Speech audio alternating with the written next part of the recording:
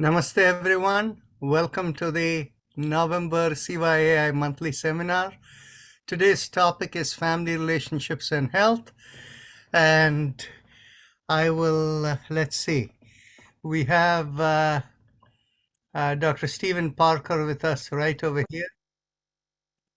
So, Stomaji, you want to open up? Sure. Greetings, everyone. Good to see you again. Families are a very, very important part of human life, of course. And compared to other species, they have a greater relative importance, mostly because our young humans require a vast amount of time to mature, much, much more than just about any other animal. And so over the millennia, we have evolved this capacity for forming intimate communities for the protection and nurture of our young ones. I'm quite fond in thinking about these issues, especially given my my retirement career as a budding neuroscientist. Very fond of the work of Daniel Siegel at UCLA. He is a neuropsychiatrist who has not only been an investigator of the neuropsychology of the human brain and nervous system, but unlike almost every other neuroscientist around, he has taken it out into the domain of relationships and talked about how our relationships shape us. He talks about the way that we model the important people around us in our lives so that we actually sort of carry a copy of the mind and heart of the people who are close to us inside. To an infant, in the beginning, the only relationship that exists is between the infant and the principal nurturing parent, whether that's father or mother. In the end, doesn't matter. Usually it's the mother, of course.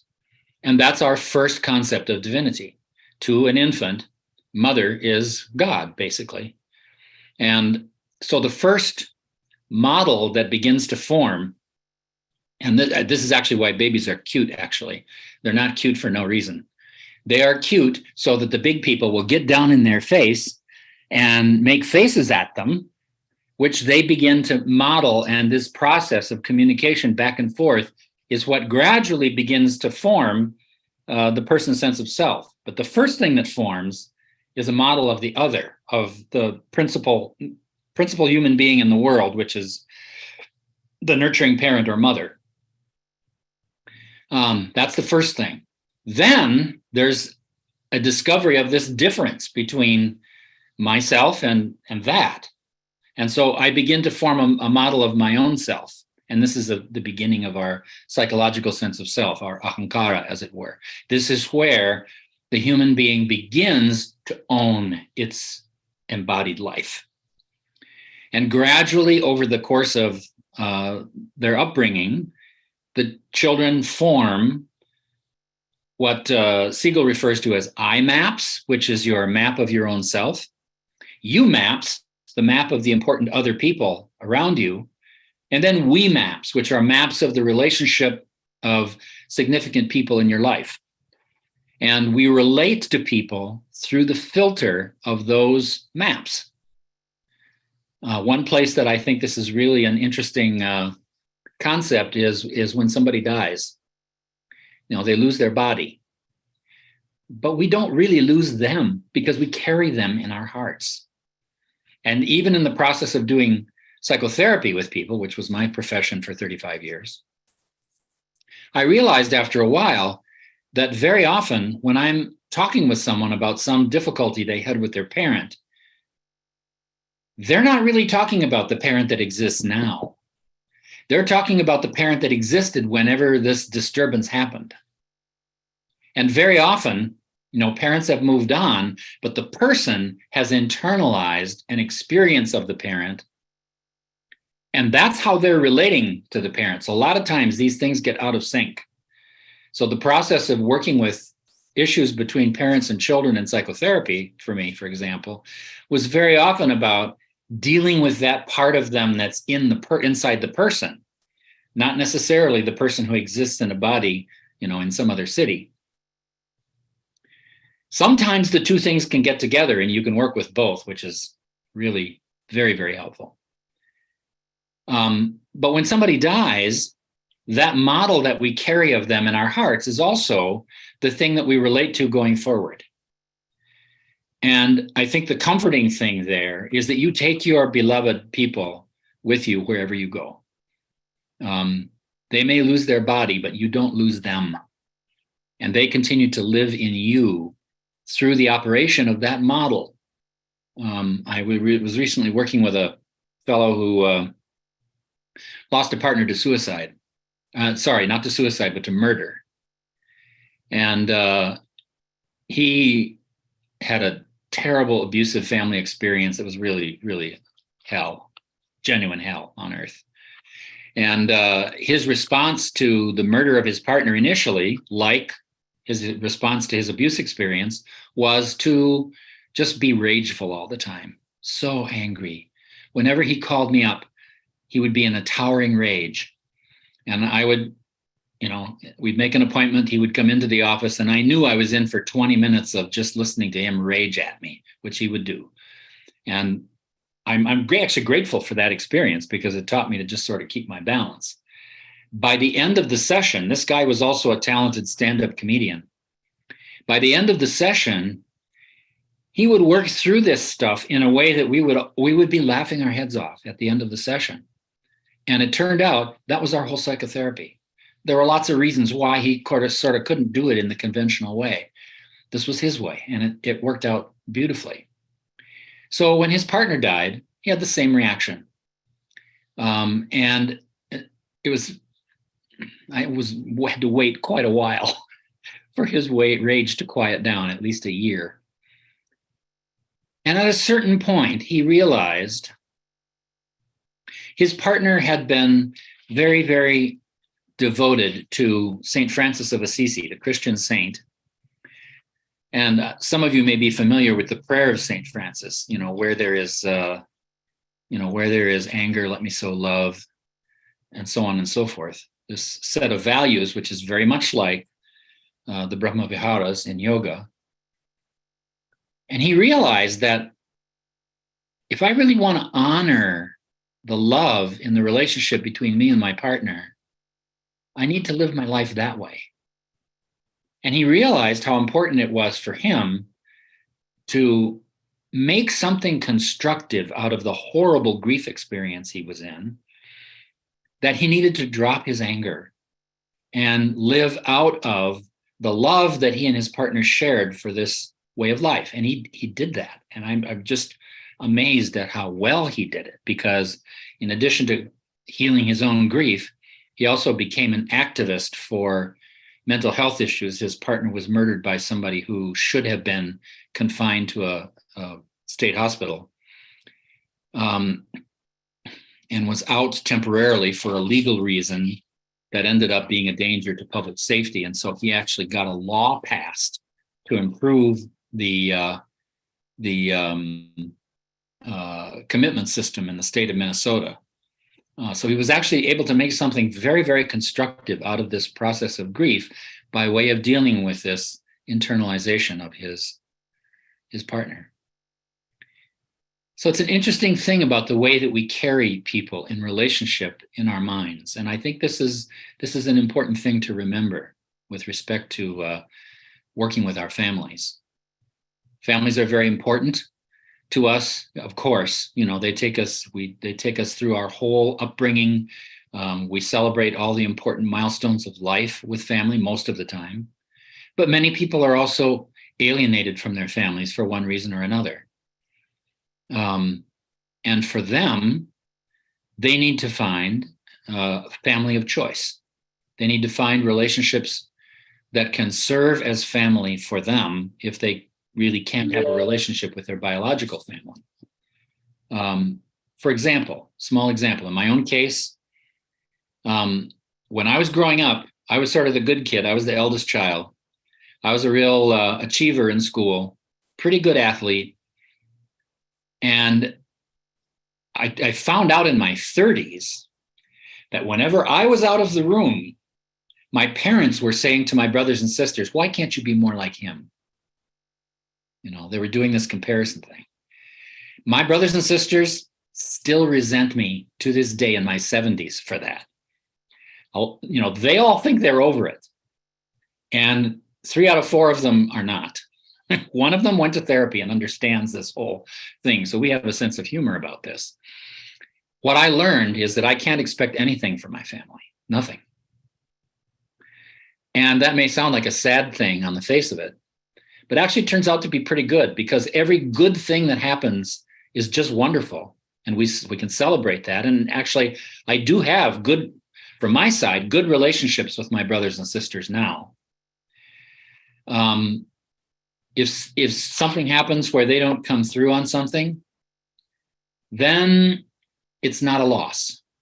And I don't have to get upset about it. So in my own life, I have some kids. I don't have biological children. I decided early in my psychotherapy career that since I make my living raising other people's children, that my having kids was probably not a good idea. But I found some adult people, young adult people in their late teens and early 20s, who needed to have a parent for one reason or another. Parent died, or they lost their parent from divorce or some other reason. And I formed a relationship with them that was deeper than friendship, deeper than even mentorship. One of them actually calls me every Father's Day, and I sit by the phone and wait for that call. Another of them always lists me as his parent on any kind of application form. And the love I feel for them is the same as I would feel for a biological child. And that's a deeper, much, much deeper thing than any friendship. So forming these families of choice often is a way to sort of supplement the ways in which a family may fall short. So how long do you want me to go on, Rajanji? That is your choice, but the question over here is the relationship to health. Right. Yeah. Yes. Well, one of the things we know from looking at the neuroscience of family relationships is that family, in whatever form, whether it's family of choice or family of origin, is critical to maintaining good physical and mental health. There are just all kinds of ways that those relationships impact our health in a positive way. In fact, that effect even extends to pets, believe it or not. If you take, there are around the country many programs that have begun bringing animals into nursing homes and hospitals. And if you take a cat or a dog into a nursing home, the moment the person begins to pet that animal, their blood pressure drops 10 millimeters immediately, because there's a relationship there. And, you know, that kind of effect happens in so many ways. So isolation from relationships is a real important morbidity factor, an important factor in illnesses that is something that we really need to pay attention to. And I think that's particularly an issue for elders, just because as time goes on, people die, kids move away. There's all sorts of changes that happen that end up leaving us with fewer resources. I had a great mentor early in my career. It's a psychologist at the University of Minnesota named John Brantner. And he used to give wonderful essays on grief and bereavement. And he had one lecture he used to give called How to Live a Long Life, 10 Rules for Living a Long Life. First rule, use handrails. Because, so often, especially for elder people, if you fall, very often that can injure you in a way that causes a lot of social isolation in your life. The second rule was learn to make friends with younger people. This is a particularly important skill, I think, for us, and I think particularly for males, we tend to be less inclined to do this, and it's terribly important for everybody to have relationships across a range of different ages, and that is something that sort of raises a rationale for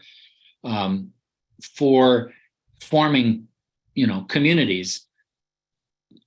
I guess you could say extended families of choice that allow us to have not only a range of resources for our own health and well-being, which is terribly important, but also a way to just feel like you are contributing something useful to society. An elder person has a lot of resources to offer in terms of experience and wisdom. And I have found the young millennials that have become my kids are really hunger for that and really appreciate it. And of course, it helps me to feel like I'm useful in some way to other people. And that aspect of health is really a critical thing. I watched my partner's grandfather towards the end of his life. And whenever and this was the family that would always gather for the holidays and do stuff together. Unlike many families, they didn't just eat Thanksgiving dinner and then turn on the football game. They would eat Thanksgiving dinner and pull out the card table. And they would play cards. And cards in this family was a way to sort of exercise the relationships across the table. There was one great aunt in the family who was 102 years old and had not had a short-term memory for like 40 years. And they would bring her to dinner. It was quite funny because I, was brought into this family by my partner, and Florence would, at the Thanksgiving table, every 5 minutes, she would lean across the table and in a loud stage whisper, she'd point at me and say, "Who's that?" So people had to explain me over and over again to her. So they would sit down with Florence after dinner and they would say, "Okay, let's play cards." And she would say, "I can't play cards. I have no memory. I don't know how." And so they would sit her at the table and they would put the cards in her hands and her hands would begin to play the card game. And that connection that she made with her long-term memory allowed her to begin to recognize people around the table.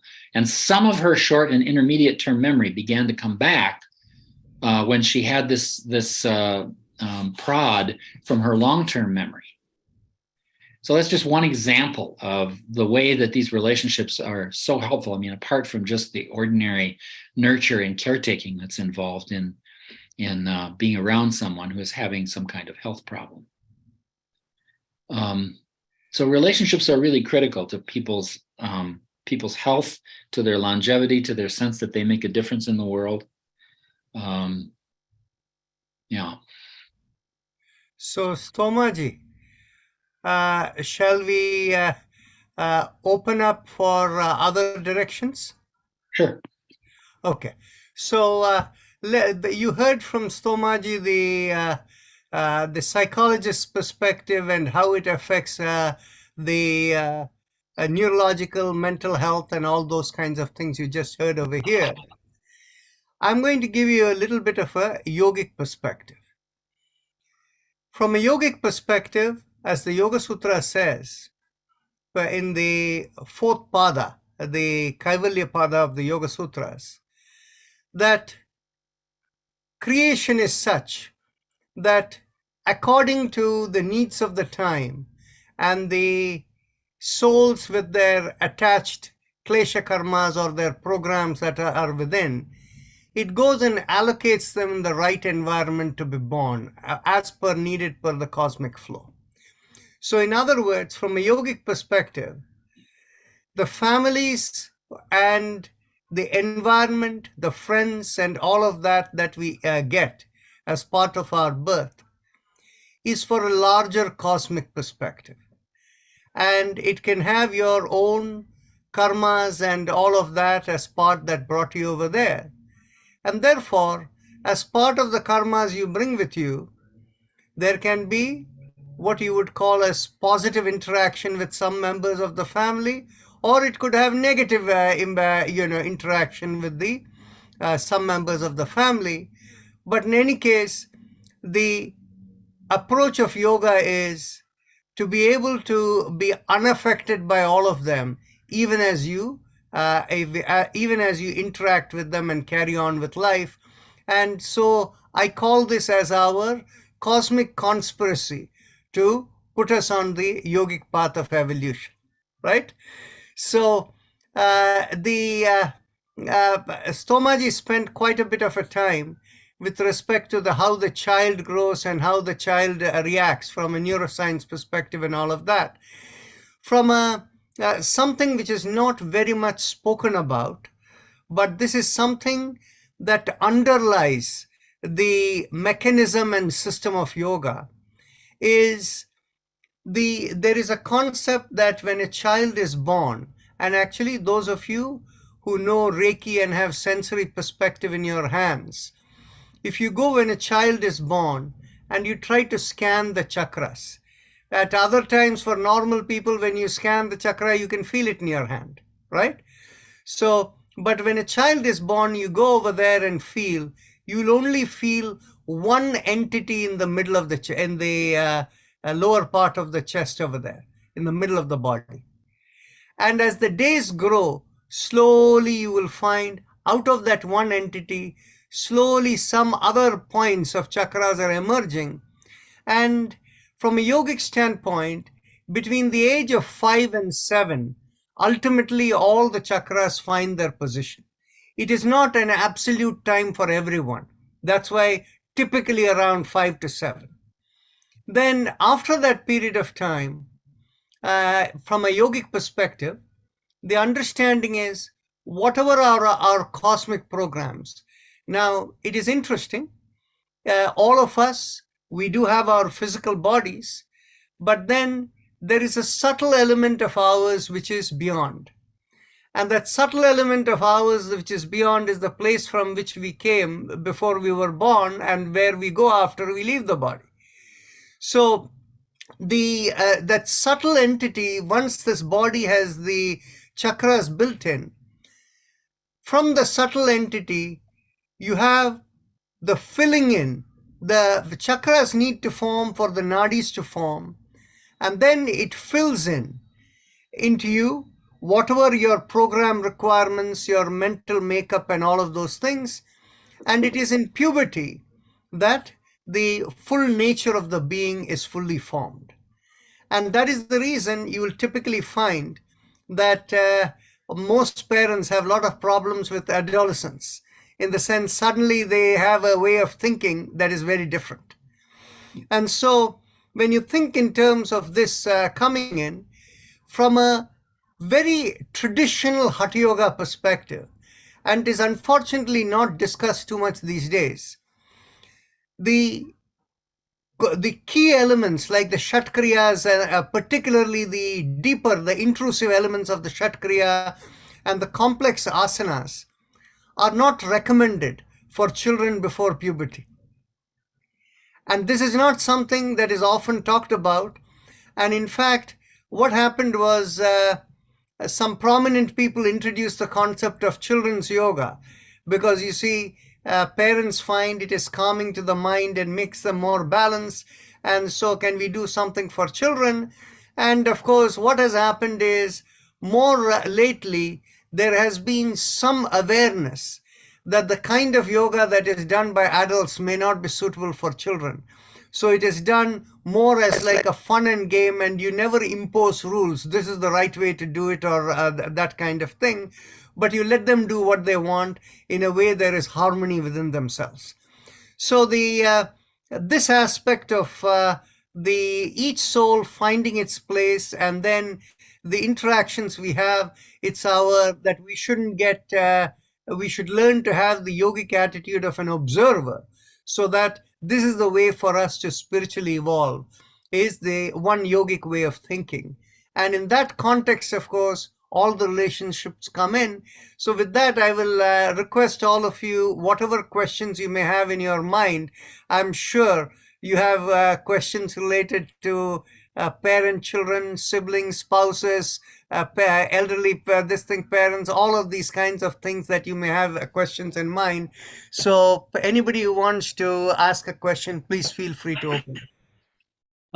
Dr. Parker, you mentioned about comparing siblings or children, and I can see as a grandparent, the intention of parents or family was to follow elder one or somebody who is slightly better here to motivate them. But in fact, the impact on certain kids could be negative. And that may pull them back rather than excelling. I mean, I would love to hear your perspective on that sort of, in Asian communities, Jewish communities, even all other nations, Chinese culture, Indian culture, it's very prominent feature to excel. And there's nothing wrong with that philosophy, but comparing and competing brings many miseries in life, in my opinion, to some people. So I'd like to discuss this proposition. Something was meant for good, turned out to be bad for somebody, and could be destructive, taking 5, 10, 20 years behind people in the same family. From moral, how come I'm being compared with this guy or girl, that sort of thing. One of the real arts of being a parent, I think, is being able to have to really be able to have each child be your favorite child, and to appreciate the differences among the kids that you have in terms of their special skills. There's been a long, in psychology, there's been a long tradition of looking at the effect of birth order, for example, on relationships with kids. The eldest is usually the one who embodies the overt value system of the family. It's easy for the first kid. I mean, they know how to get their parents' attention and approval. You just get good grades and be good at things in life, and there you go. Second kid comes along, and that path is not open to that kid. So very often the second kid is the one who acts out a lot, is the misbehaving kid. They get their attention by sort of pushing the boundaries on things all the time. Third kid comes along, and both of those paths are not open to that kid. And so very often the third child is the one that is the most sensitive to the relationship between the parents. So if something is going wrong in the family, the third child will very often act out in some way to sort of send up a flag that, there's something wrong here. This was my sister in my family who did this. And then very often the fourth child is kind of a lost kid, the sort of person that nobody can quite remember their name. Which is me, fourth one. Sure. So, and if you have more children than that, then the pattern tends to sort of repeat itself. So I think, as I was saying, one of the arts of being a parent, I think, is to be able to understand each kid as your favorite and to nurture the things that are great in them, whatever that may be. And it's not easy to do that, of course. And if you have a favorite child that you tend to favor more than the others, it's also a real art to sort of keep that to yourself, to not make that part of the relationship with the kid or the kids. And in that way, I think you can develop a more even relationship. And also for new parents, I used to talk with people who are thinking about having children, and I used to say, wait till your 30s. Because people who have kids in their 20s tend to have kids about every 18 months to 2 years. And that turns out to be absolutely the best way to have kids that are going to compete with each other. It emphasizes sibling rivalry. If you leave 3 or more years between your children, each kid sort of gets to be their own person to a much greater degree. And there's much less of this friction between siblings if you do it that way. So I think those are both ways that that can help to limit the effects of those things on kids as they're growing up. And the other thing I think that's really important is to remember that how you treat your child is going to be how they will learn to treat themselves. You know, if you criticize a kid all the time, they're going to have nothing but a critical voice in their head, and they'll probably be depressed much of their life. Criticism is really, really difficult and very often pretty damaging in terms of the sort of habits people have about how they treat themselves. If you're going to criticize somebody, you need to also reflect back to them the things that are good about them. You know, there's that old saying about you catch more flies with honey than with vinegar. And it's often much more effective for parents in the beginning to work on catching kids doing it right. In so many cultures, the idea is that if you just make the kid aware of all of their problems, you eliminate all the problems, then they'll be good, they'll be better. And the problem with that is that if all you teach them to pay attention to is problems, pretty soon that's all they have. You know, and I've encountered lots and lots of people as adults who cannot see the good things about themselves at all because their cognitive habit that they were taught to take in looking at themselves was always critical. And so for those people, they actually have to practice seeing good things. So I have one acquaintance who has grown up with lifelong depression. She's on the autistic spectrum, so she can't learn the rules of social interaction with people, even though in terms of raw intelligence, she's smarter than any two people put together. Her IQ is above 160. It's actually unmeasurably high. But that doesn't help her with the emotional side of life at all. So she spent her entire life being depressed. And I realized at one point that she had a really serious long-term risk of suicide for that reason, because she spent all her time, all her waking time, trying to figure out how she screwed up in some relationship with somebody. So I was traveling in Italy one time, and one of the things in Florence that they make that's quite beautiful is these little hand-bound journals that are just in beautiful covers and beautiful papers and stuff. So I was in a stationery store and I pulled one of these down off the shelf and I thought this would be a nice gift for my friend. So I looked at the price. It was 45 euros. So I thought, wow, that's a little much for this friendship. So I put the journal back on the shelf. And as I was putting it back on the shelf, the thought occurred to me, you know, if you gave this to her and she somehow accidentally found out how expensive it was, she would feel so guilty about receiving the gift that she would do anything you asked her to do with it. So my wily little psychologist mind said, okay, that's a reason to buy it and give it to her. So I did that. We designed a nice frontispiece for the journal and I handed it to her at Christmas time.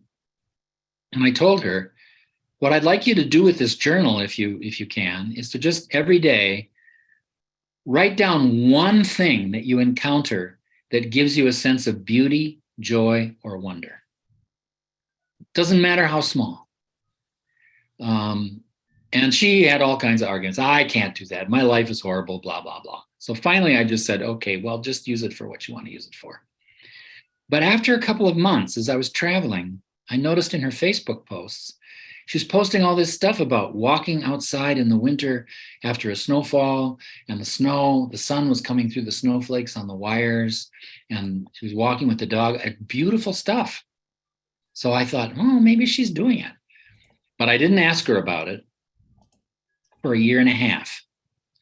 And after a year and a half, we were having tea one day, and she was sort of looking down in her teacup, and she said, you know, I hate to admit this, but you were right.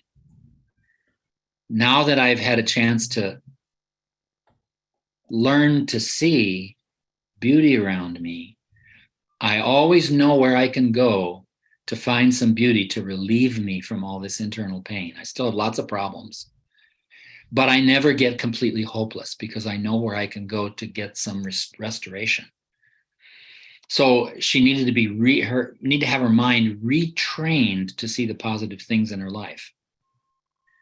And so I think that's a parenting skill that's just really important, to be able to affirm in a kid the things that are really good, and to really catch them at moments where what they take of your relationship with them is how much you appreciate the beautiful things about them. There is one other thing I would like to add. The question was about parents having expectations from their kids. So they want this and that and all of that. The key yogic approach to understand is parents first need to grow up, in the sense to understand the individuality of each Atma that has come. Each soul has its own path, and to respect that and to work only in a way to promote what is right for them, as opposed to bringing their expectations to them. And this is what Stomaji started saying right in the beginning. So I just wanted to reaffirm that. So Hema Modi, you want to say something? Unmute yourself, please. Thank you, Stomaji and Dr. Rajan. The same thing which Stomaji described, I am a living example of that, because my sister, younger than me, we are like about a year and 4 months apart. Very, very bright girl. All throughout her school years, she was distinction student. Every magazine of the annual magazine comes out, her picture is right in top page. And I did not like to study. So I was like always be compared with her all the time, and I was getting suppressed. And my study, I didn't like to study much. I wanted something else to do with my life. But in those days, parents they were one track mind, that okay, you have to study and that's it, because you never know what is going to take in your life, and you have to be independent. My father was very much in education thing.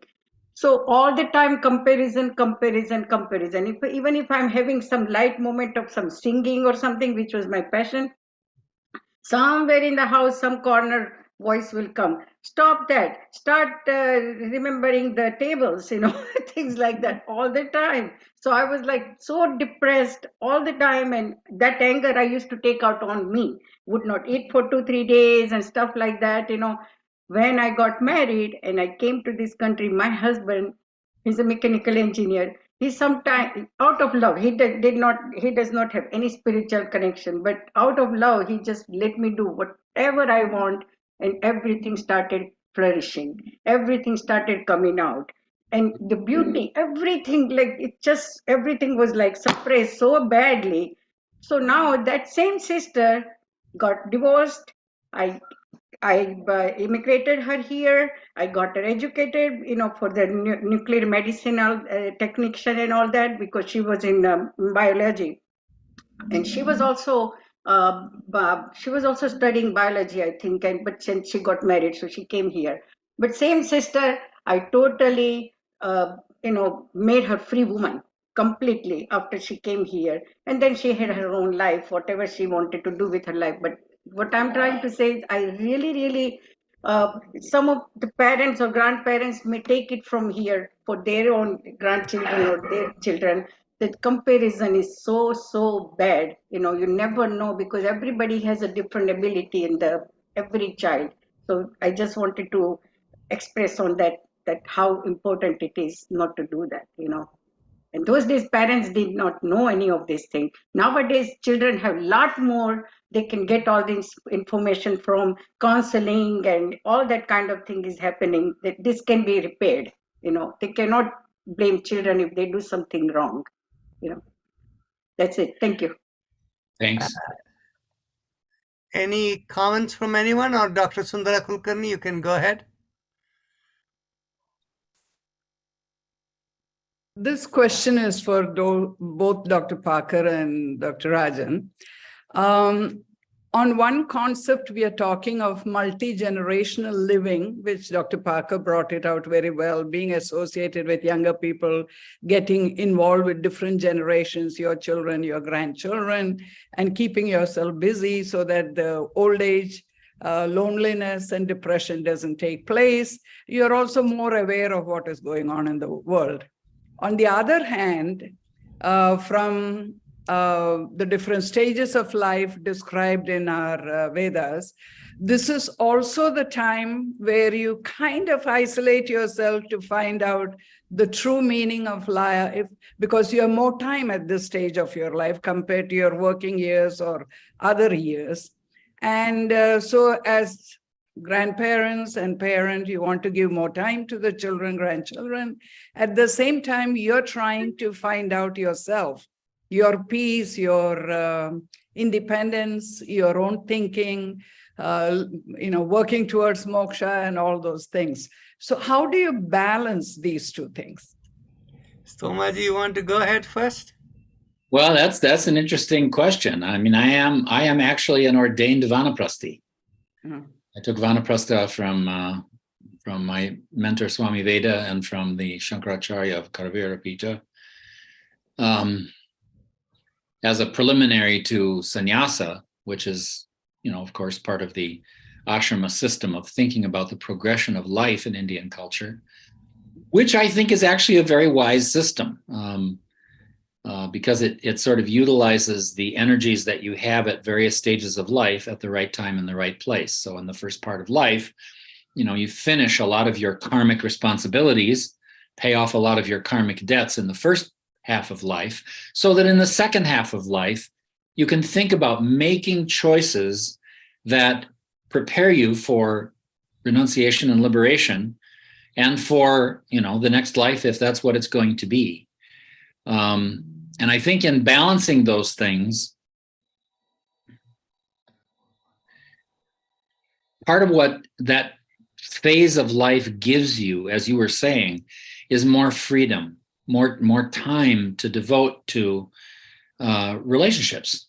You're not quite so caught up in the administration of life, in taking care of raising children, of buying food and just all of those things that take up so much time for people who are parents. I was a kid therapist for a while.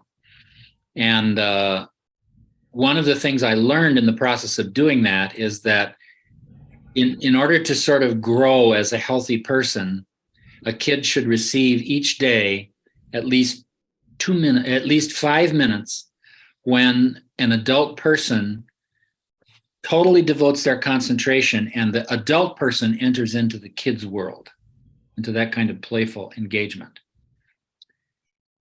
If you measure what kids actually get these days in the United States, it's 2 minutes, if that, mostly because of all of these administrative issues. It's not, some pathology. It's just the way life is. And, I used to wonder, people pay me money to play with kids as therapy? What is this? Why should this be valuable? And then I realized that kid is getting a 50-minute dose of devoted attention from me.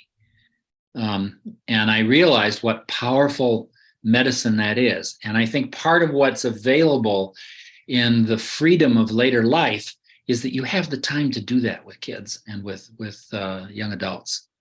You have the time to really sit there and get to know them. And that is just such a rich experience. I can't tell you.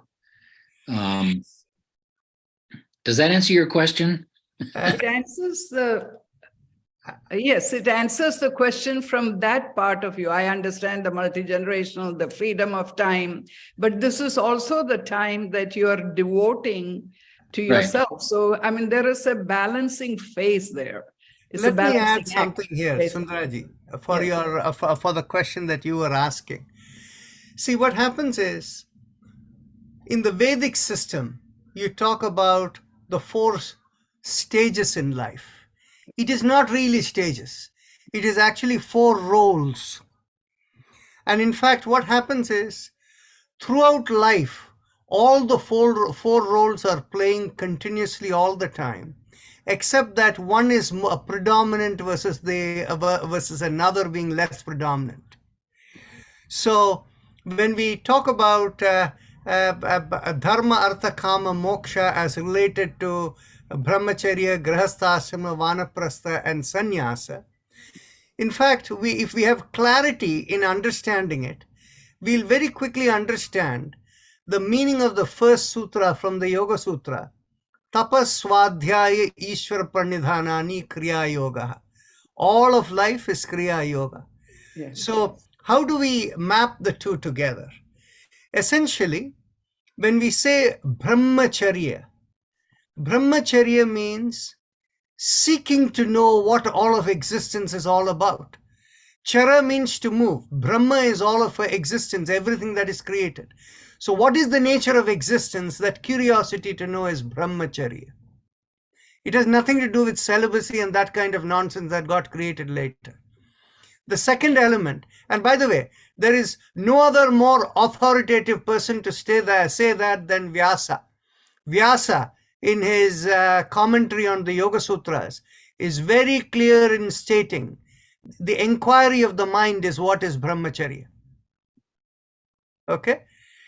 The second part, when we talk about grihastha ashrama, unfortunately, it has been described as life of a householder. That again is a distortion.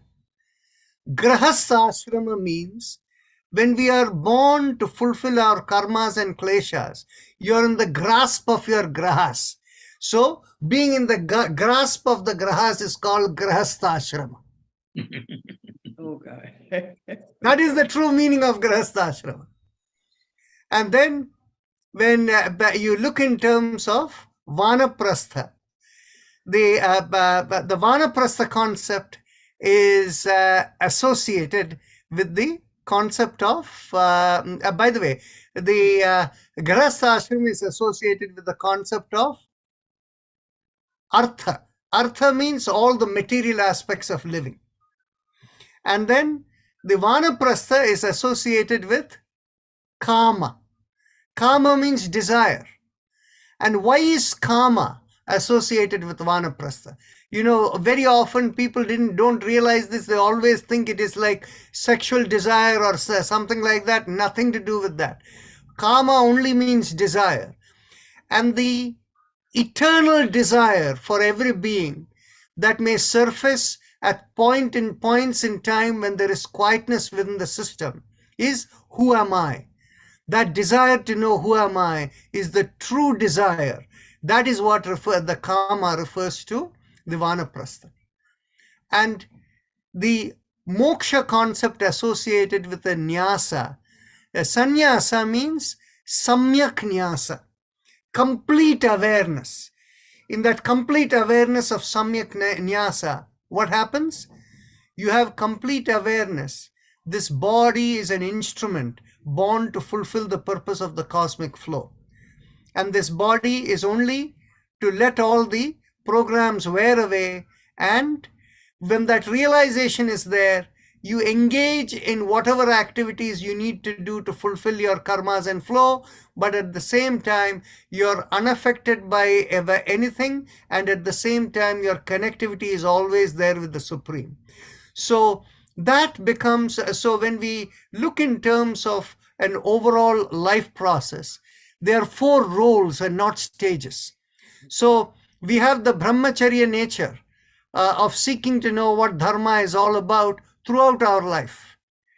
And what happens is, depending upon where your role is, whether you in your older age, whether you're by yourself in your inquiry of what is the meaning of life, or whether you're in a 3-generational family and all of that, the thing is basically, while you're with them, you engage some time with them, and there are other times you may be doing your own inquiry. But by the way, that inquiry didn't start then.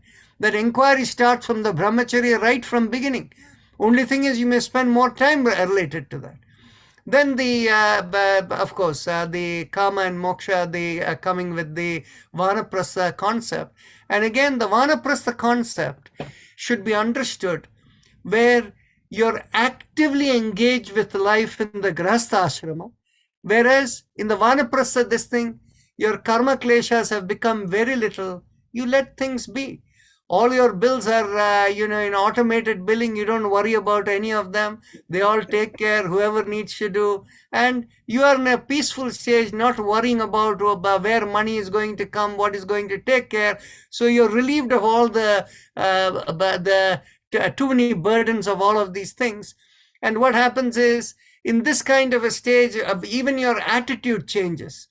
What happens is you find that something unfortunate happens, this thing, and something broke over there, or something that you bought expensive got damaged. In your own mind, what comes is, even the body dies of old age. This thing broken, who cares? That too is part of life, and you move along. So whereas if you're in a younger stage, you may say, oh, that's going to cost me $1,000 to fix. And then you start worrying. Whereas on the other hand, in the later age, you say that too is part of life, move along.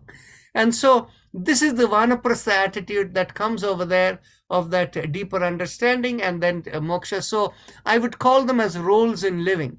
And there is, in the context of this, how we take life, we were discussing about with children. There is one part that people have not given enough thought to. And I have observed this, and so I can tell you. You see, my mother is 93 years old and she's with me. And I never tell her what to do or what not to do. And, given her age, what has happened is the physical body is frail. It doesn't have the same abilities as before. And the two beautiful things is, my mother is fully aware of her frailness. So she is fully careful about how she goes about so that she won't fall and things like that. And one of the things that she is very clear about, she never wants to go to a place that she doesn't know well from before. And she tells me she doesn't want to go and visit anyone or say anything, because she says in the home that she lives over here, even in the dark, she can find her way and she won't fall. Whereas if she goes to a new place, she's always scared that there is a potential that she won't know what to do, fall or whatever. And at the same time, the second aspect of it is, while I never limit her what to do, when I recognize that there is something she may do that may be this thing, she loves to cook. So every day we have freshly cooked meal. So what happens is, I'm behind her to make sure that whatever help she needs is there for her. So what happens is, in this, why am I describing this? My mother at the age of 93, the mind is sharp. She knows everything. There is no loss of memory. Mind is fully active, engaged with everything that is happening. Whereas what happened was, interestingly, people who were like 8 to 10 years younger to her, and these were all friends with whom she grew up and distant relatives and people. Now, all these people, we grew up in India, but then we came to the United States, and all these people were all in this area, in the sense, one was close by over here, another in Pittsburgh, another in Boston, all of these people, this thing. All of these people, they have passed away. And what happened was, it was very interesting. In their case, their children told them when they were around, in their mid-60s, they told them, Mom, you have done enough in this lifetime, now you take rest. Don't worry about doing anything over here, we are going to serve you. So essentially, they sat down and they became literally vegetable. The only thing doing was watching their cable TV, their movie channels and whatever, all of these. They were doing nothing at all. And this resulted in two things. One is, in their own mind, there was a loss of confidence that they can do anything anymore. So for everything, they need somebody else to do for them, to help them. And as a result of that loss of confidence, along with that, something else is, as the body begins to frail, then it is with the loss of confidence, your discrimination becomes less, and there were cases where people were falling, and dementia was setting in. So what happens is, it is very interesting. My good friend Dr. Dilip Sarkar told me that the best thing that can happen in the aging process is never stop a person from doing what they want to do. That is how the mind stays sharp. So this is something that I wanted to share about family relationships and health with respect to the elderly, and what I've observed. Somaji, any comment on that? It makes perfect sense. You have the time in these vanaprastha years to do to continue the contemplations that begin in the brahmacharya stage, but you don't have time for them as you move through the early part of life. It also gives you time to practice the real tapas. And by tapas here, I don't mean self-mortification, which I think is just awful. We can call it as purification. Right. Well, and even I don't even think of it in terms of purification. I really like Swami Veda's phrase. He said, enjoyment through concentration. Yes. Really tasting your food. How many of us really taste our food? And it's a very important point, because the klishta sanskaras that drag us into embodied life over and over again are formed in the process of pursuing pleasure. But joy is a different matter entirely. Joy is not pleasure. They are very different experiences. And all enjoyment in human life comes from concentration, 100%. And so cultivating that sense of a concentrated enjoyment means you taste your life more than other people. You have a more beautiful experience. That's what tapas is. This is the good news about tapas, is it's not self-denial.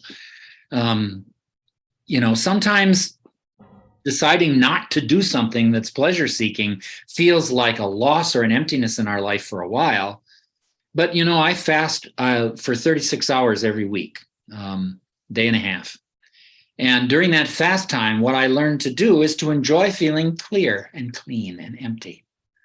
It's a beautiful feeling. It's a readiness to a preparation to engage life.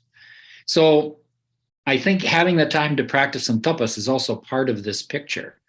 And cultivating a sense of solitude. And by solitude, I don't mean isolation. I don't mean loneliness. Loneliness is a disturbance of self-relationship. It has nothing to do with other people. Solitude is learning to be by yourself with yourself. And when you have that sense of solitude, and this is where I think having spiritual relationships is so important, because part of the reason I enjoy my solitude is that my guru is there. The presence of my guru is there. I just have to close my eyes. There he is. I always feel it present. So, Sundaraji, any comments? No, thank you so much. That made it very clear. Good. Space and time for everything. Yes. Thank you. Any other questions, thoughts? We have barely finished an hour. Dr. Narayan, may I dare to ask you, does your mom at 93 directs your life to some extent or any extent? Not at all. She That's doesn't wonderful. tell me what to do. I don't tell her what to do. It is like I respect what she would like to do, and she respects what I would like to do. That's wonderful. That's great. Yeah. Well, I have another question about the pandemic times. Lots of people have gone through divorce, separation, anxiety, depression, you name it. And I'm pretty sure 50% of this separation, divorce, or more could have been avoided or tackled differently if yoga or some spiritual sense of self-being could have been part of their life. And economy drives every process in this country because of big money, and divorce and separation. Attorneys make billions, trillions. So I needed to have a little conversation about it with Dr. Narayanan and others. Where did we go wrong, though? I mean, people were close by to each other, lack of communication, lack of misunderstanding or misunderstanding. Where did we go wrong during last 3 years? Before we come to that question, Sanjeev ji has been quiet over there. Sanjeev ji, would you like to add anything to the conversation here? No, I'm just listening. Well, so beautiful to understand things. Okay. And only one thing I was always saying what Nareshji was telling. One thing we always should understand is our mind, desires and motivations are unlimited, but the body is a limited identity. So limited and unlimitedness balance is very much the science of the spiritual knowledge. So if I'm able to balance my mind of the infiniteness of what all it wants to achieve and the limitedness of my body, if I'm able to understand, balancing is very beautiful. So same is the case in a family. For example, a person has that balanced outlook in himself, then that family can also understand the limitedness and unlimitedness concept of the science, how it has to be balanced by true spiritual knowledge. And that is what brings in a balance, harmony in an individual, in a family, and in a society. So that actually gives you the segue to answer Nareshji's question as to why did this thing become what it became during this pandemic. The answer is people were unwilling to accept the situation and adapt. People who adapted to it, they actually found they've had more time with their families because they were spending more time at home, and they were beginning to realize that there is something called a family and a relationship. They were having meals together, and this was a certain percentage, a small percentage of the population. And in fact, in the studies that were done in the US and in Australia, they have actually published it. Actually, I can give you some references. I have them noted somewhere. It ended up happening where a certain percentage of the families actually came together and family relationships improved because of the pandemic. Because they all came together, they accepted it, they found more time for themselves, they were interacting more. There is another big segment of the people who were unable to accept it. And what was the cause of it? In their own mind, it's my way or the highway. I can't accept this as it is. And so when that resistance came, that ended up creating a lot of friction, the family members and everything that you described. Somaji, would you like to add something? Yeah, I think one of my favorite things that Swami Veda used to say is that families are karmic pools. We engage with each other from life to life. And in many cases, we have gone through a number of different relationships with the people in our family over those lifetimes with each other. I went to have my horoscope done in Rishikesh one time.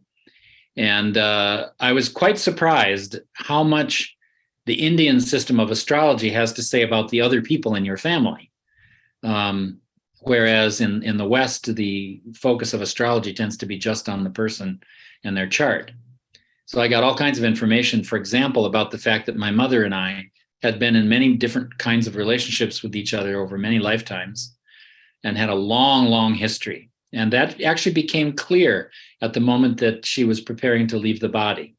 She'd been diagnosed with dementia and had horrible anxiety and depression, actually the worst I ever saw in anybody. But when it came time for us to say goodbye, all of that stuff went away for about 10 minutes. And I was sitting there talking with the mother that I had always known. We had a chance to exchange a sense of gratitude for the time that we had spent with each other. And I realized after the fact that we finished something with each other. And as a result of that, I thought I would cry all the way home. It was a 6-hour drive back home from there. But, I had some tears for 5 or 6 minutes, but mostly it was joyful. was a joyful parting. The last thing she said to me as I left the room with a sweet smile on her face, she said, "Peace." And it was just liberating, I think, for us both. And I think that aspect of the karmic pool nature of the family really was something that people experienced during the pandemic. Swami Veda used to say, our organization, Ahimsa, we don't have an organization here. We're not running an organization. We're not running a business. This is a family. And whenever he said that, everybody would project all of their rosy expectations of what families should be. But I now understand that he also was referring to the fact that all the difficult stuff about families was what he was referring to as well, because his organizations never ran smoothly, none of them. And if it was running smoothly, he would do something to mess it up. He would deliberately do something to create some chaos. And the reason for that was that this spiritual family was a place that was designed for people's emotional purification, for the process of chitta prasadana, to provide people for an opportunity to deal with their suffering, with their klesha. And in retrospect, it was just so fascinating to understand, and I had the opportunity to see how this worked with him, how intentional that was for him. So as an organizational consultant all the time, I was trying to get things to work smoothly. And I realized after a while, Stoma, it's not supposed to be that way. It's supposed to be rough. And at that point, it was beautiful because I could just let go and laugh about the stuff that would happen, and it no longer bothered me much. And I think people can take a similar lesson from whatever the results were of their family experience during the pandemic. Sometimes it brought up the klishta part of life, and sometimes it reinforced the positive part of life. It certainly did both with a lot of people. And, with respect to divorce and stuff, I realized that, in India and the US, we handle these things differently. In America, you have trouble in a relationship, you get divorced and try again.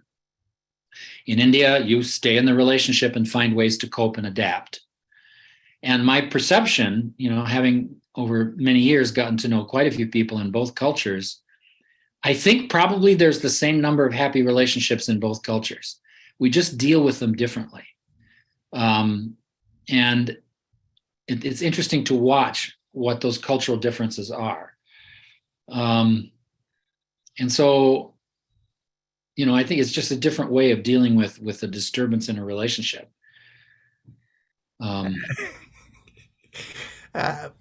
I'm tempted to say something, but I'll hold off. Kumar is waiting there with a question. Right.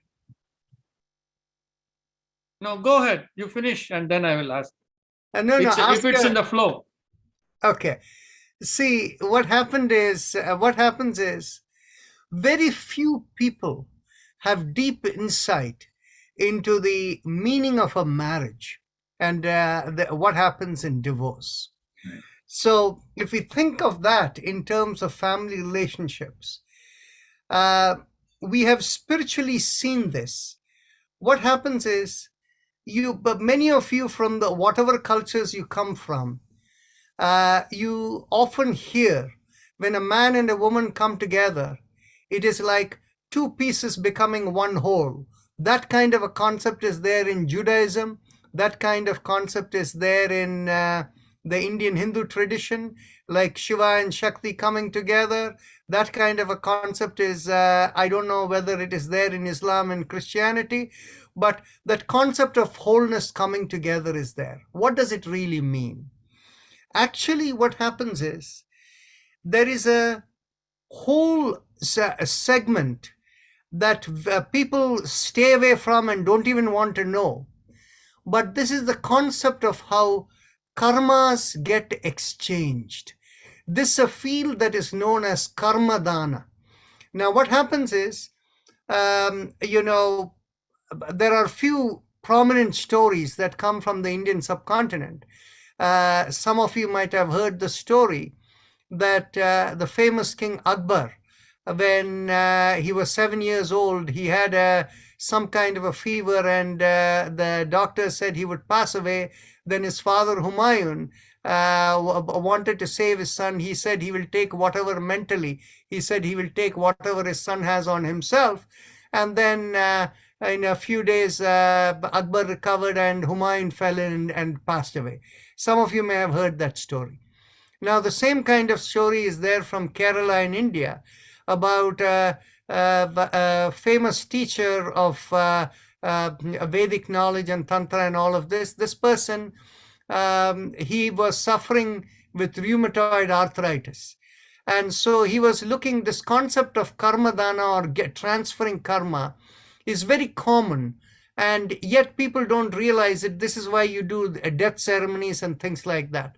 So this teacher who had this rheumatoid arthritis, he wanted to give gold and silver to anyone who will accept his rheumatoid arthritis, and nobody wants his rheumatoid arthritis, so nobody came forward.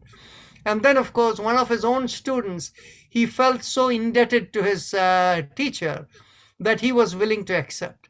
And that person developed the rheumatoid arthritis over the next few days, and his teacher became completely all right. And of course, that student over there went on and he stayed in a temple for 100 days and recovered out of it, praying to God and all of that. That's a different story. But this concept, why do I bring this concept of karmas coming together in karma dana? Very few people realize when people come together and they take the solemn oath of marriage, at that point in time, literally, it's for people who get married, it's an emotional moment, spiritual moment, and that is why you have religious ceremonies and all of that attached to it. At that point in time, the karmas of the two people, the karma kleshas, the bundle which they come, they become one. And it gets equally distributed between the two. When they function as one unit of the family evolves, and essentially one person doesn't think of the other person as an independent person anymore. Both of them think as one unit. That is the concept of the ideal family and marriage. When that happens, the karmas for both of them burn off, living the ritual of life. And when they go through this process, typically what happens is, in their old age, when one drops, the other drops off within another 10 days or so, both are gone together. This is a kind of a thing that rarely happens these days, but that is the concept of the karmas coming together and going. Now, what happens when people at that moment of that marriage feel that way, and then after a few days, each is saying, I'm going to do this, you're going to do that, and each is going their own way.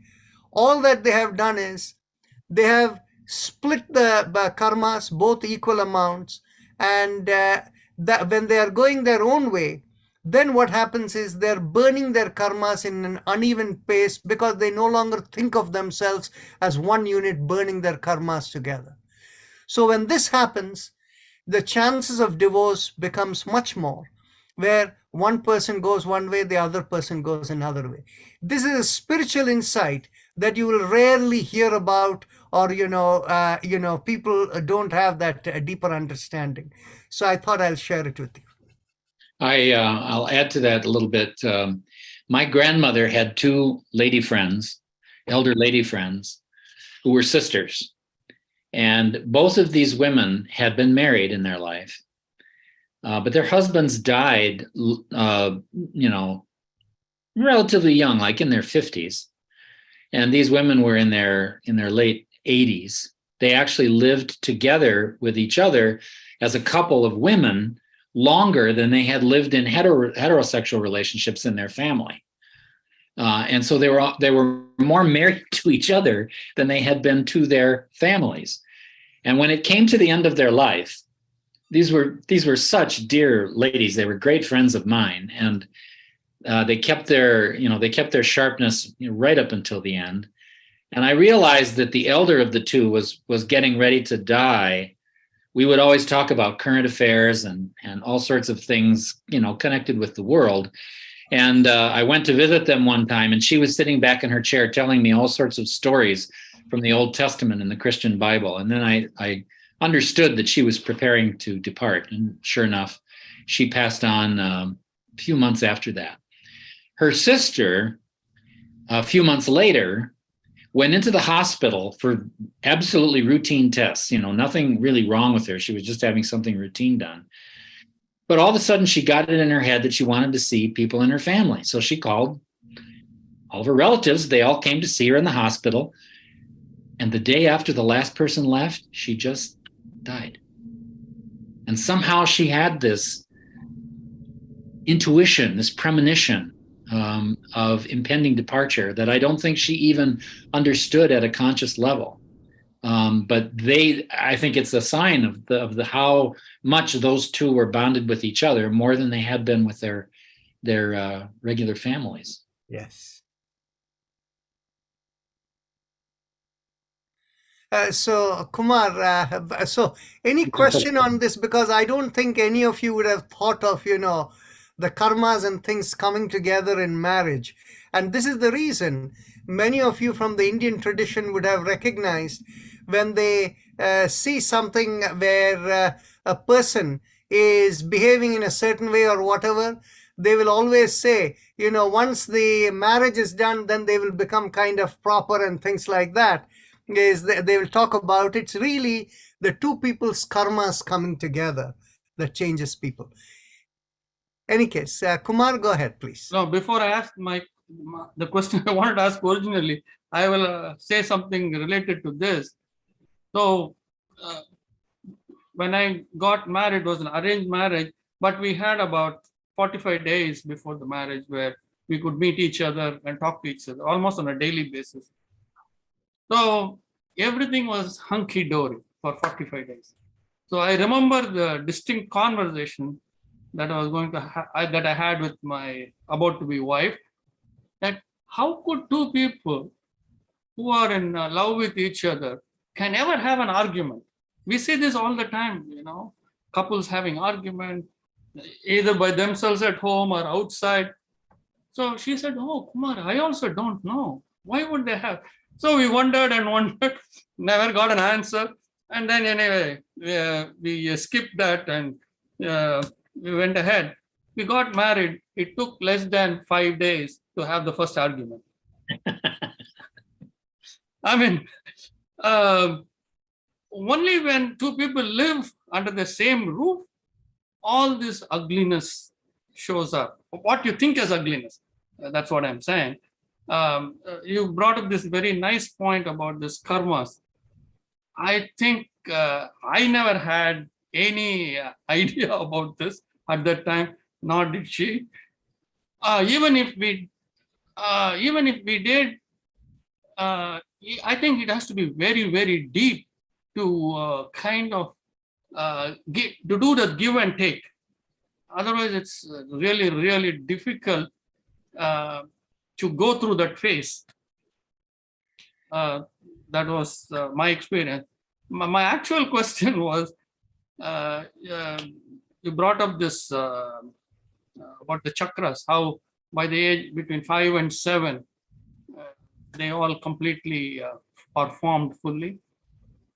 So is this the reason why in olden days that the Gurukula system, I thought the children were sent at the age of 7 to the Gurukula.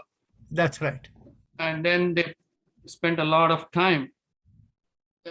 This probably is also the reason that when children are sent to school at the age of 3, especially in India, 2.5 or 3, they are packed off and then they have homework and all that. Maybe that's also the cause of so many difficulties, relationship, your comments. Actually, what happens is till about the age of 5, whatever children do is supposed to be fun and games, not really kind of, the thing that you would conventionally thinking in terms of the regular school curriculum. But nevertheless, it's all possible. I'll leave it there. So, Tammy, you want to say something? you got to comment on my original thing also about people coming together and not having this understanding of karma and kleshas. That's right. How do we? I mean, unless you have this kind of uh, understanding while studying in school, a good background on that, how does one deal with it? See, the thing is basically, again, if, without the understanding, it is very difficult. They think themselves as two different people. Whereas if you have the understanding, then you realize that it is for the cosmic, for the purpose you have come together, and you become, you develop the openness to accept the person, and more importantly, each point of a point where you find difficulty to accept becomes the point of swadhyaya. So that is how your tapas, swadhyaya, and ishvara pranidhana allows you to grow. So in fact, what happens is, when we look at every interaction, it doesn't matter whether it is your child or grandchild or your parents or your grandparents or your siblings or anyone. When you look at every point of engagement from the perspective of why within yourself as swadhyaya, seeking to know and accepting what they are, that is what leads to the harmony as well as spiritual evolution for every one of them, not only themselves, but the people who are around them. When you develop the attitude of acceptance, people around you also, over a period of time, develop the attitude of acceptance of who you are. And I will leave it at that. There are some people who are never more intimate with each other than when they're fighting. Yes. There are lots of couples where fighting is the primary form of intimacy that goes on. And I've always kind of marveled at that. And if you can develop a sense of humor about it and a sense of boundaries about it, it can actually be kind of functional. And these people also typically have very active love lives, because one of the ways to snuff out the passion in a relationship is to suppress your anger, and that will make your sexual desire go away completely. And so it's a very interesting thing to watch how people handle conflict. And it is difficult in the beginning to think about, how do we make conflict part of our process of living with each other in a loving way. In my own relationship, I have a partner who has attention deficit disorder. And what happens with him is that he can't process things in sequence. And so his emotional issues build up and build up and build up and build up, and then there'll be a big explosion. Blammo! Now, my father used to be kind of verbally abusive when I was a small kid, and I'm very sensitive to that. And it used to just chill me to the bone when those explosions would happen. But after a while, I realized, but after 2 minutes, it's gone. It's not an ongoing conflict with him. It's a matter of his just sort of letting some steam blow off, and then it's fine.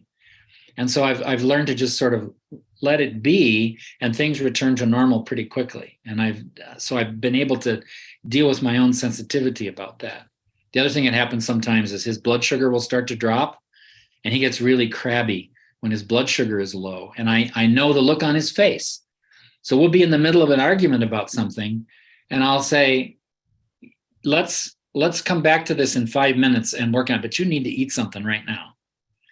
And he's learned to listen for this. So we sit down, we eat something, and typically then the problem can get easily resolved. So after a while, if you're paying attention, as Rajanji was saying, in terms of swadhyaya, you learn the sort of ins and outs of how these things work, and when it's an anger that's coming from the person, and when it's an anger that may be coming from somewhere else. I have a question for all of you, show of hands. How many people know people who are always arguing with each other, and that is their way of a kind of intimacy for themselves? How many of you know that? I don't see, only Tammy's hand is up, and of course Tomaji knows it. Okay. I'm going to share with you a real life story, and it was an awakening moment for me. And what Tomaji was saying this. this goes back quite a many years back, probably like 20 or 30 years back, 25 years back or so. One of our friends over here, we were meeting at his place. So he told me, he's now actually 97 years old. And so this person told me that his relatives are going to come shortly. And actually, they were just parked, the relatives had parked the car in the driveway and they were coming into the home. So he told me quietly, you see these couple who are coming? The moment if one says black, the other will say white. And they will keep arguing with each other. Just watch, he told me. I did not believe him. Okay? And they walked in. And the moment the lady opened the mouth, the man will contradict her. And if the man said something, the lady will contradict her. This was the whole thing going along. But the interesting part was, I could never have imagined that there were two people who are a couple who exist like that. But really, within themselves, it was their intimacy that was bringing in. And actually, when the first time when I met them, I did not realize that. But after that, on several occasions, I met them. And I realized they really cared for each other very deeply and loved each other very much. But that was some kind of, karma kleshas within them or whatever that made them interact in that kind of a way. It looked hilarious looking from outside. But until I saw that if I had not seen that in person, I could have never empathized what Stomaji mentioned over here. Anyway, Tammy, you want to go ahead? Sure. And I could say that I was adopted, right? And had a lot of step family, adopted family. So I've seen that occur a lot. And it's amazing the depth. I took a lot of that personally. So I had to work to let go of some of that stuff too, right? But it was just a natural thing. Everybody knows, oh, they're going to be fine. So that's just how you grow up. What I was raising my hand for, this content was, all right, I was married. My children's father, and he got in an accident like 10 days ago, and he called me last night, and we were kind of like just, I don't know, focusing on some pain things. What occurred though with the karma, the joined karma, right? And I believe that, right? I could see that in our relationship. Does that separate? Because when we were like just, connecting on his pain, at the end of the conversation, when it was done, I felt like this like little, it was little, like a heart sensation, like it was like a little pain, but it was super tiny, right? But it was still like a connectedness, right? That I felt like hurt or something like that. Like, was that his hurt? Was that part of our karma still being connected, or is that not even related to that? That's where I am. Thank you. Well, I think the short answer is yes. It's a little bit of all those things. Sure, of course you're still connected. Even in a situation where people are divorced, there's still a connection there. At the very least, when people divorce, if they have kids, they have to be parents together to those kids. So that's not like they can even completely separate their relationship with each other. That's sort of from the perspective of the culture, that's sort of an artificial separation. And I certainly know lots of divorced couples who have a very deep relationship with each other after they're separated. Sometimes they're happier with each other as friends than they were as partners. So that doesn't surprise me that you felt that, and it's a sign that you have some compassion. And I think going through those experiences with another person in the drama of a relationship, moving towards divorce, is something that begins to give you a basis for cultivating a sense of compassion in your life. So it can have positive benefits as well. I went through the drama of coming to terms with being a gay person after I had already agreed to marry a woman. And she did a very smart thing with me, which I just, the older I get, the more I respect what she did. She said to me at the point where it was really clear that we were not going to be able to go through with this. She said, you know, I have to get really angry at you in order to heal. And I don't think you should have to deal with all of that. That's about me and my emotions. So don't call me until I call you.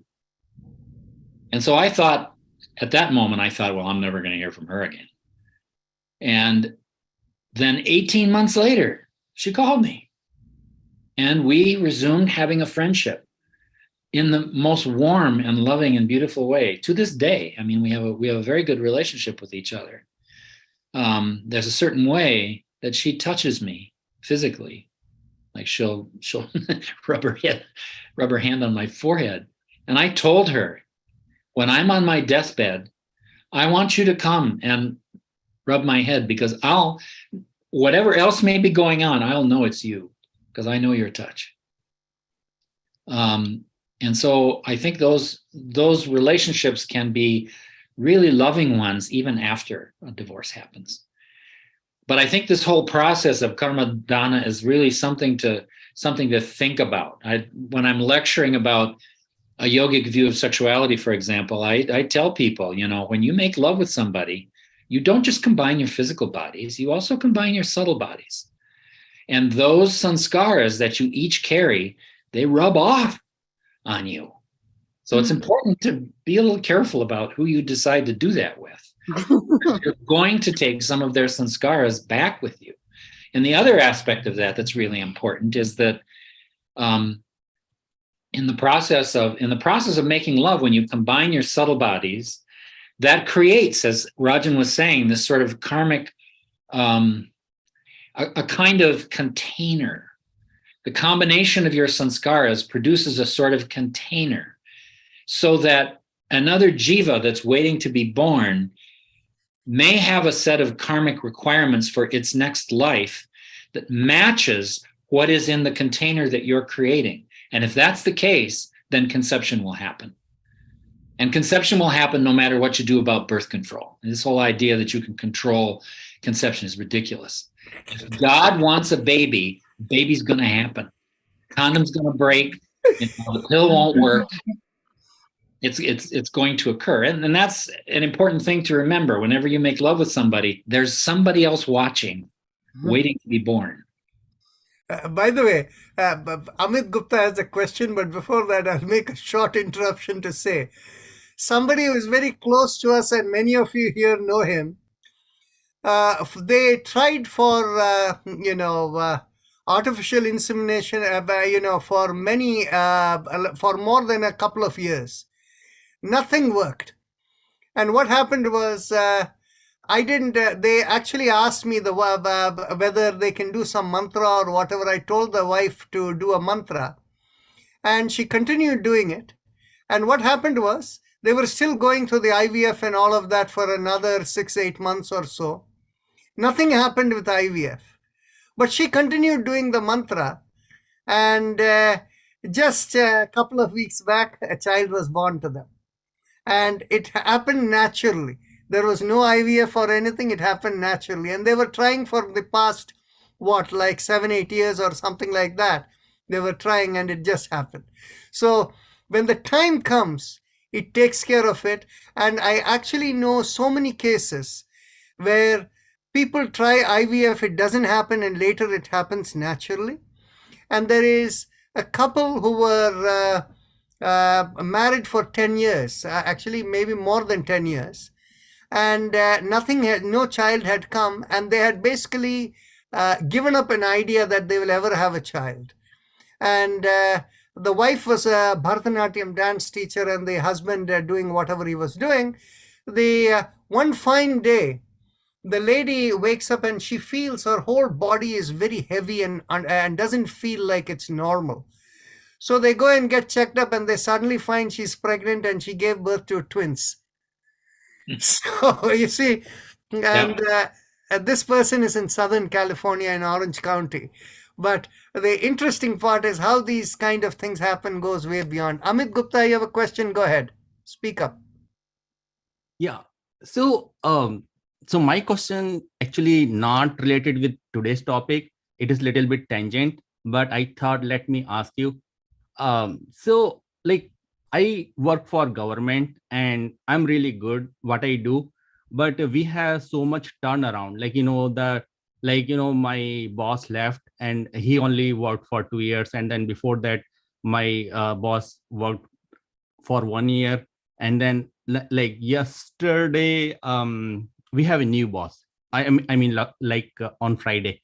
And he was putting my performance appraisal, he's changing, and he like putting me into travel. And he asked me to like upgrade myself, take training and stuff like that. So I'm doing like a maintenance. It's kind of like you have an application already into production and you do like O&M part.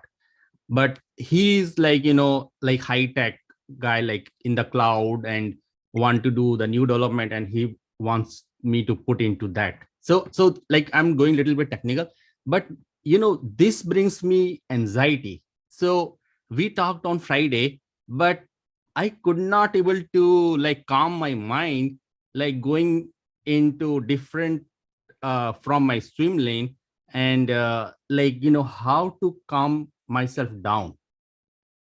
So like if you can uh, tell me, like like right now I have friends, but I do not like to share things with them. But this looks like like you guys are more mature and more understood, and already went through all these hiccups in the life.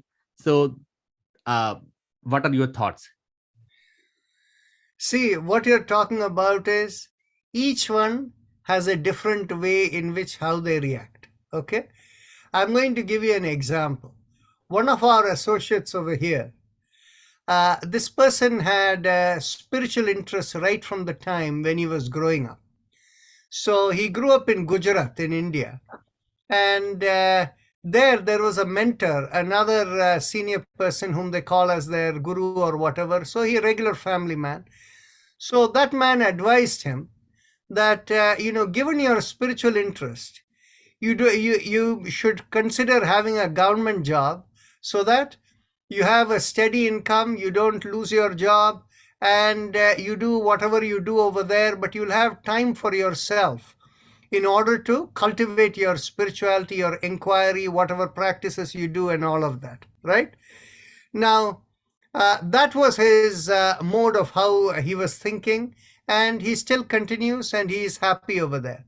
Now, it seems to me you're a kind of a person who thinks like that. Is that right?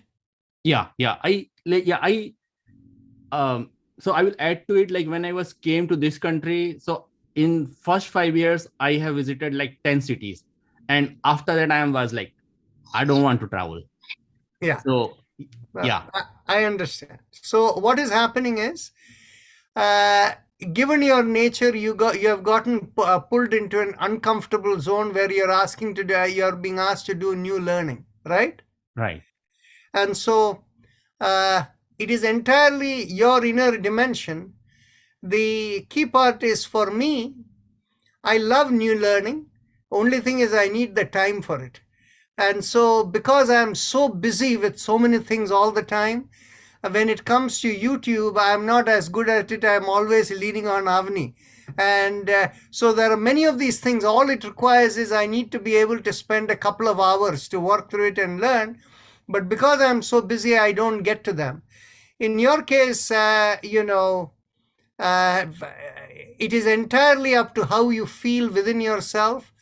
But I think resistance may not be the right way to approach it. Is give it a shot and see where it goes. And if it doesn't work, it is fine. And if you give it a shot, maybe you'll like it. Who knows? Yeah. That's a great 2 cents. Thank you. Sanjeevji, you going to say something? Yeah, I would like to say this in a very logical or a universal concept. We all have mobiles, and we know what's a mobile. Mobile and humans are basically the same, because the gross physical body is the body of the mobile. Mobile works with the gross body, and the energy for the body is the battery. all the displays that we see is in the screen from two softwares. One is called the default software given by Apple or Android, whatever, you can't change. The only thing we can change is the compatible software you put in your name, your videos, your apps, whatever. This is the only thing we can change. And once you set it up, we say, I love my mobile. Same is the case I feel for a human being. Our gross physical body is just a hardware. Mobile has limited charges. We have international charges. Wherever we go, we can charge. All the drama that we do, happiness, frustration, anxieties, are just expressions that how the mobile shows on the displays. But we show it to the world, to a family, to a company, wherever. Now we have two softwares. One is a default software which we cannot change, like the mobile. What is the default software? If you ask me, it's our parentage. You're born, your childhood, the culture, wherever I come from, it's beyond my control. We can call it as our karma or everything that is set, what we have discussed. So that is a default software. The only thing we can do is our education, knowledge, experiences, and we have to continuously upgrade our compatible software. Now, for example, a husband and wife. Husband comes with the default software, wife comes with the default software. Certain commonalities, they develop compatibility. Now new files open up, children, mother-in-law, father-in-law. Here we have to develop our compatibility. That is the knowledge of understanding, acceptance, and broadening our perspective or knowledge. Same is the case in a company. Whenever you are in a company, naturally you have to develop your compatibility. You have to upgrade your system. And someone is coming on top of us, it is for us to understand we have to upgrade our system. So how well we develop the compatibility in us is our existence. We are not different from even a mobile. So how well we develop that compatibility in all relationship, and that can come by understanding, acceptance, broadening our perspective. And anyone coming and telling us, understand they are if you're a seeker, every person in front of you is a teacher. So if you are a seeker, naturally every person who comes to tell you something, show you something, should become your teacher. And the teacher we have to respect. That is our dharma, is what I feel. That's it. Thank you, Sanjeev Actually, ji. Thank you. yeah. What Sanjeev ji said over here provokes a thought in me. The thing is, earlier on we discussed about every experience relationship is a learning experience for us. And too often, people always think that you learn from older people or from your peers, not necessarily from a child. In fact, a child can be a greatest teacher for you. And the one particular example that I want to tell you is, I had an elderly friend who is no more. And he told me the story more than 10 years back. When he had two granddaughters, he still has them, granddaughters when they were very young, and like 3 years old or something like that, this thing. The way you raise people in India is that anything that is book or knowledge related, you never put your foot on it, in the sense you call it a Saraswati or, a goddess of learning kind of thing. So what happened was, this child was there lying about over there doing something, and inadvertently the her foot touched a book or something that was lying there on the floor over there. And so the thing is, the older sister said, "Oh, your foot touched that, the book is God," kind of this thing. So you should do this thing. This 3-year-old apparently remarked, and the grandfather listening to it was astounded. The 3-year-old said, "God is everywhere, so where can I put my foot where God is not there?" Can't. The thing is, you see, so the part was, the grandfather was astounded. And he was the one who told me the story, quite a while back. where does this kind of thing comes from a 3-year-old, right? Well, I think Swami Veda used to say that kids have a kind of precocious connection to the spiritual world that tends to go away around puberty. I have a dear friend who lives down in New Mexico, whose 3-year-old boy at one point was misbehaving, and so she disciplined him. And he looked up at her very soberly and said, "You know, Mom, I was your teacher in a previous life." 3-year-old. Yeah, and then all kinds of stories like that with this boy. So Ravi Nair, you have a question, please go ahead. Yeah, just talking about kids and the mother relationship you just mentioned. In the same story, like Prahlada, you might have heard about the Prahlada story. Even in mother's womb, Lord Narada came in the form of a teacher and explained the whole truth of the universe and reality, where God exists and everything.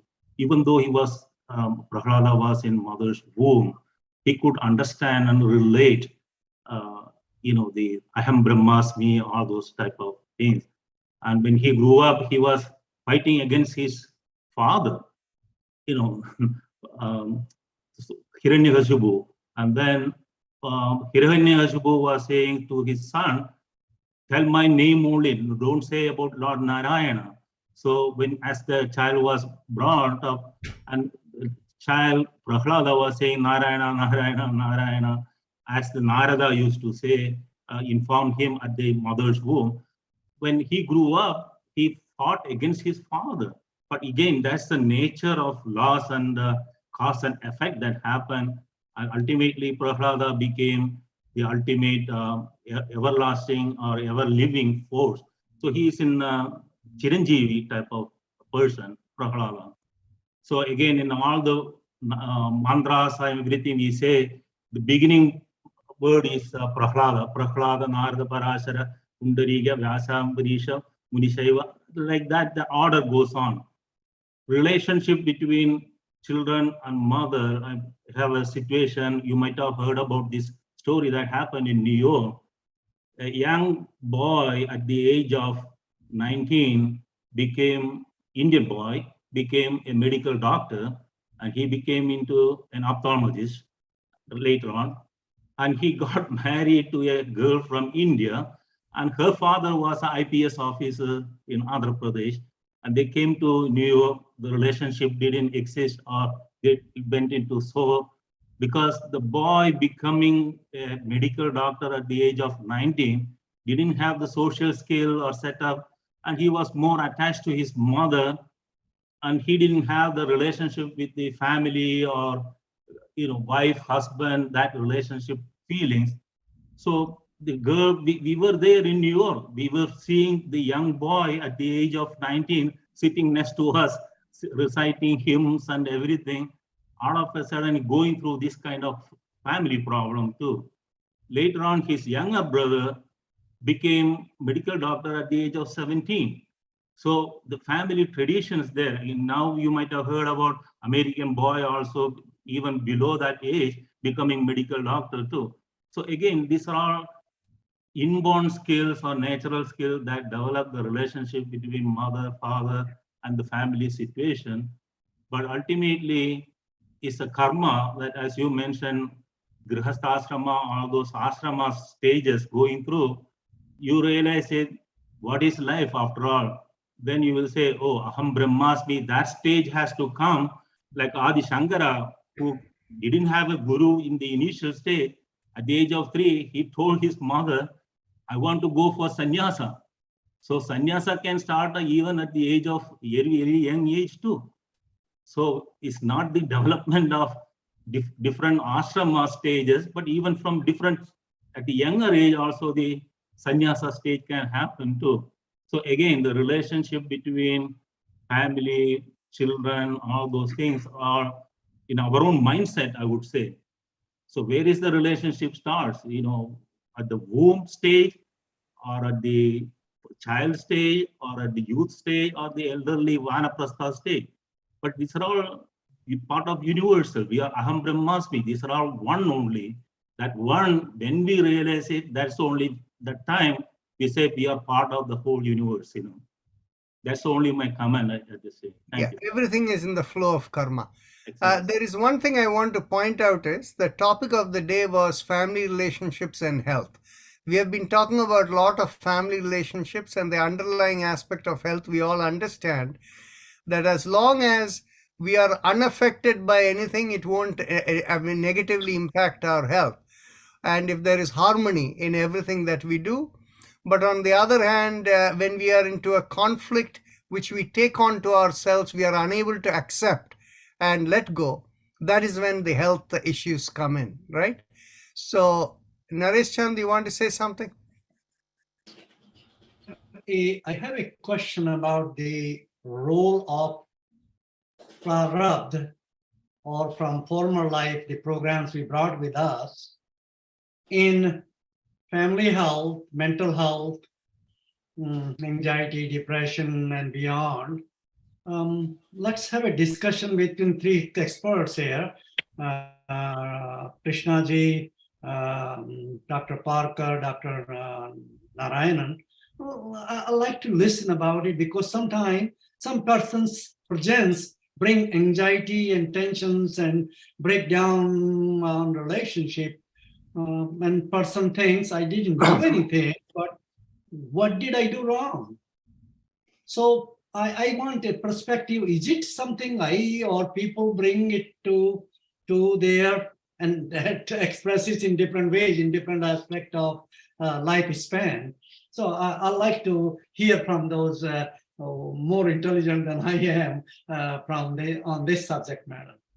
So the question is mental health issues, how they arise in family relationships. Tomaji, would you like to begin? Well, I mean, from a karmic perspective, yes, as you say, we bring those sanskaras into our life with us. In the second chapter of the Yoga Sutras, Patanjali talks about the process of how towards the end of the life of this body, the sanskaras that are preparing to bear their fruit in the next life come together in the form of this structure he calls karmashaya that forms a subtle pattern for your next life. And as you exit this body, you have knowledge of the species, the length of life, and the degree of pain and pleasure that you'll experience in the next body. So that subtle pattern guides the process of transition, into the next life, or, into liberation if you're prepared for that. You live through the fruits of your sanskaras for some time, as they describe in the Tibetan Book of the Dead. And then eventually you reach a place where it's time to be re-embodied again. And you take that kamashaya forms the pattern for the creation of your next physical body. So your physical body is a concrete representation of your sanskaras, of your karma. And you bring that stuff into the next life with you. And for some people, that involves a propensity to more or less physical forms of mental illness. It's increasingly hard in looking at the functioning of the brain and nervous system and studying psychopathology. It's harder and harder to distinguish between mind and body. And so we've started, talking about those things as one entity called body-mind or mind-body. And so Somaji, while you agree it is from a karma perspective, can you give a guidance on, from a yogic perspective, how to get over it? Well, I think one of the things we're discovering is that mindfulness in one form or another is the key to making just about any kind of therapy work. Mindfulness practices are taking over the field of mental health very quickly. An example of that is cognitive behavioral therapy. It's this form of therapy that developed starting in the late 60s, where we started looking at the relationship between thinking and feeling. And it became clear that if you help somebody identify beliefs that they hold that help them to have, emotions that create depression or anxiety, if you change those beliefs, you can also change how those emotions express themselves. And that works pretty well. It's a pretty successful form of psychotherapy. But a bunch of cognitive behavioral therapists in Britain who also were trained in mindfulness practices discovered that really all you have to do is witness from your buddhi, witness the flow of the thoughts and emotions moving through your mind from moment to moment. And if you really observe those mindfully, they will change spontaneously. You don't even have to make a special effort for that. And I think that's also true of many of the sort of cognitive ways that we sustain states of anxiety as well. And so in terms of kind of garden variety anxiety and depression, that's sort of a yogic idea of how that stuff works. With respect to things like trauma and post-traumatic stress disorder, one of the things that we know from recent work is that you have to engage the body. You can't cure PTSD with talk therapy. It doesn't work.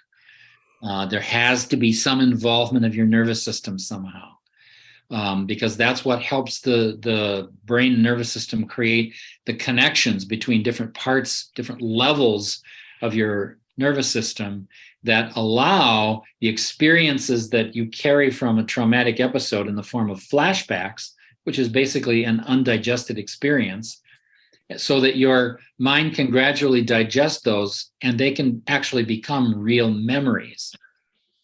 Part of what comes out of looking at that whole process is that past, present, and future are mental constructions. They have no relevance outside of the human brain, none whatsoever. There's no reality to past or present, or past or future. That's a constructed experience of human beings based on... Somaji, can we summarize what you said as the following?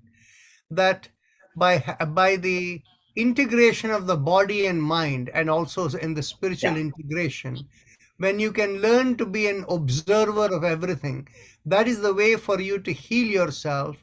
Whereas when people don't want to give the time to go and engage in that observation approach in their body, mind, spirit integration, that is when they are unable to control all of these mental health. Would that be the summary? Yeah, I think so. Okay. Well, our time is coming to an end. Unless there is a comment from someone, we can close out over here. Somaji or Sanjeevji or anyone want to get a final comment?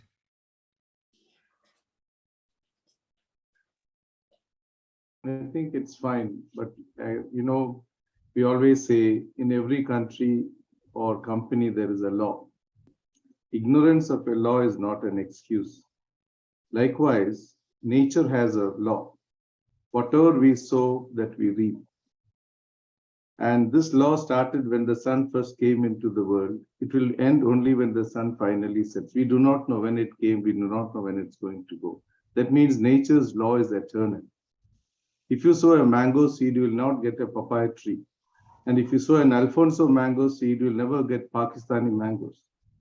So everything what I do is actually there's a reason. So that's why karma philosophy, if you see, what is karma if we ask? Any action of words, thoughts, action, deed becomes karma. A thought is a karma.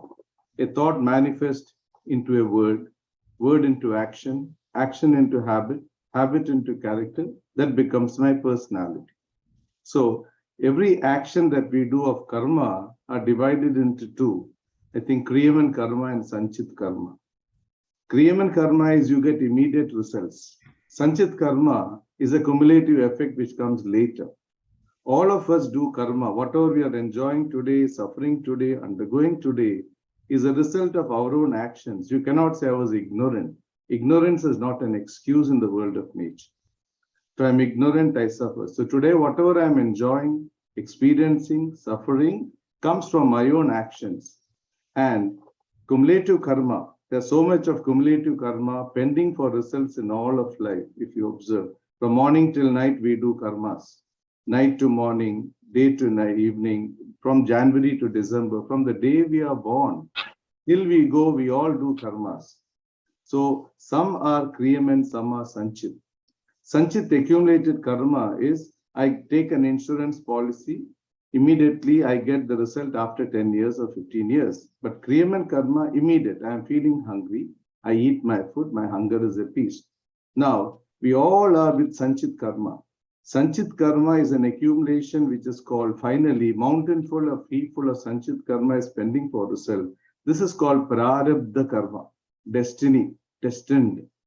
That's why even astrologers, they can guide you to a certain extent, but they cannot say this will happen. That is your purushartha, your freedom. What you, each one of us need to take authority, and that is only for 24 hours, it's in our disposal. The more we understand, more we are knowledgeable. In 24 hours, if I operate, my future I designate, I decide. So this is where I feel karma is something, as a yogi or a person who's following it, take authority in your hands and manifest what you want by knowledge and wisdom. So karma is because you get the best of what you want by taking authority of your life. So that suffices, I feel, Rajanji, on the subject. Thank you, everyone, for attending. Thank you, Sanjeevji. Thank you, Stomaji, and all of you. So we'll catch up next month. Thank you. Namaste.